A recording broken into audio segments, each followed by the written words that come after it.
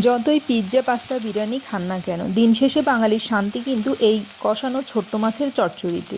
বিশ্বাস হচ্ছে না? জাস্ট কালারটা একটু দেখুন। ঘ্রাণটা কি মোবাইল ভেদ করে আপনার নাক পর্যন্ত পৌঁছাচ্ছে?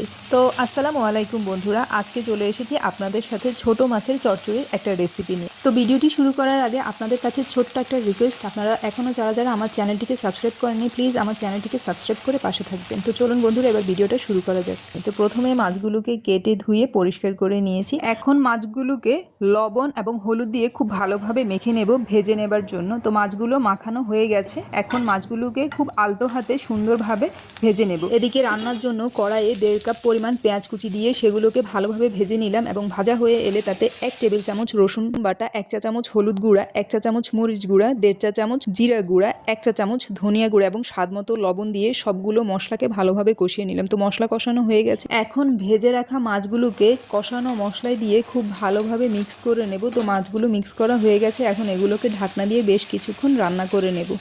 ফিরে এলাম বেশ কিছুক্ষণ পর। তো বন্ধুরা দেখতেই পাচ্ছেন মাছগুলো খুব ভালোভাবে কষানো হয়ে গেছে, মাছগুলোর উপরে তেলটা ভেসে উঠেছে। এখন এতে দিয়ে দেবো 1 বাটি পরিমাণ টমেটো পিউরি। টমেটো পিউরিটা দেবার পর এটাকে আবারও ঢাকনা দিয়ে বেশ কিছুক্ষণ রান্না করে নিয়ে এবার এতে দিয়ে দিলাম বেশ অনেকটা পরিমাণ ধনিয়া পাতা কুচি। তো ধনিয়া পাতাটা দেবার পর এগুলোকে ভালোভাবে মিক্স করে নেব। তো ব্যাস তৈরি হয়ে গেল আমাদের জিভে জল আনা ভীষণ মজার কষানো চচ্চড়ি।